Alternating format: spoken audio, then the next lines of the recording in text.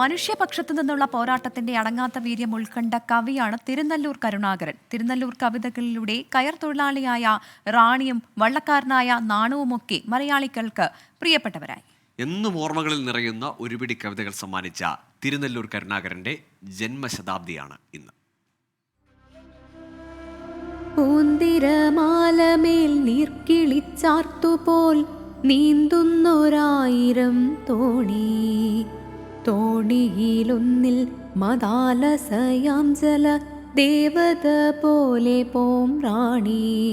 അഷ്ടമുടിക്കായലിന്റെ വിരിമാറിലൂടെ ഒറ്റയ്ക്ക് തോണി തുഴഞ്ഞു പോകുന്ന തന്റേടിയായ തൊഴിലാളി പെൺകിടാവ് റാണി. അവൾ അധ്വാനിക്കുന്ന ജനവിഭാഗത്തിന്റെ പ്രതീകമായിരുന്നു. നവോത്ഥാനന്തര കേരളത്തിൽ വർഗമുന്നേറ്റത്തിന് സർഗാത്മകമായ അടിത്തറയിട്ടത് തിരുനെല്ലൂർ കരുണാകരനാണ്. റാണി എന്നോ മനപ്പേരവൾ കേകിയ ഭാവനയാരുടേതാവാ,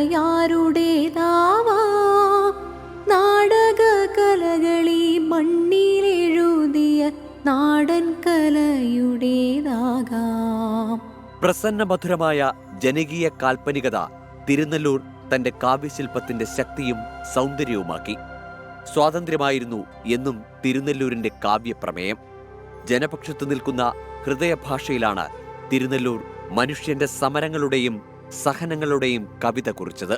ഈ മനുഷ്യ തുല്യതയിലുണ്ടായിരുന്ന വിശ്വാസം, അത് ഒരു അച്ഛൻ തന്നെ പറയുന്ന ഒരു സോഷ്യലിസ്റ്റ് ബോധം എന്ന് പറഞ്ഞാൽ അദ്ദേഹം വളരെ ചെറുപ്പത്തിൽ തന്നെ ആർജിച്ച ആ സോഷ്യലിസ്റ്റ് ബോധം ഞങ്ങളെല്ലാവരിലേക്കും പകരാൻ അദ്ദേഹം ബോധപൂർവം തന്നെ ശ്രമിച്ചിരുന്നു എന്ന് തോന്നുന്നു.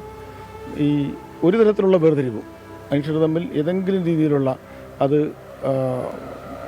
സമ്പത്തിൻ്റെ പേരിലോ ലിംഗത്തിൻ്റെ പേരിലോ ഒന്നും ഒരു വേർതിരിവിലും അദ്ദേഹം വിശ്വസിച്ചിരുന്നില്ല. പിന്നെ ഈ എഴുത്തിൻ്റെ കാര്യത്തിലാണെങ്കിൽ സ്വന്തം കവിതയെക്കുറിച്ചൊക്കെ എല്ലാം പ്രശംസിച്ച് പറയുന്നത്, അത് അംഗീകാരം, ഇതൊന്നും അദ്ദേഹത്തിന് അതൊന്നും ഒരു താല്പര്യമോ ശ്രദ്ധയോ പോലുന്നില്ല. സമാനതകളില്ലാത്ത രചനകളിൽ ഒന്നാണ് തിരുനെല്ലൂരിന്റെ ഗാന്ധാരി.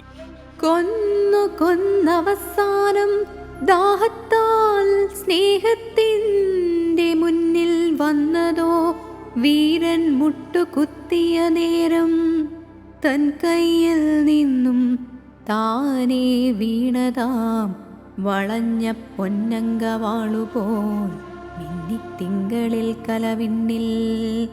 കാലത്തെ ജയിച്ച കവിതകൾക്ക് തൂലിക ചലിപ്പിച്ച തിരുനെല്ലൂരിന്റെ ജന്മശതാബ്ദിയാണിന്ന്. ആർ അരുൺരാജ്, 24, കൊല്ലം.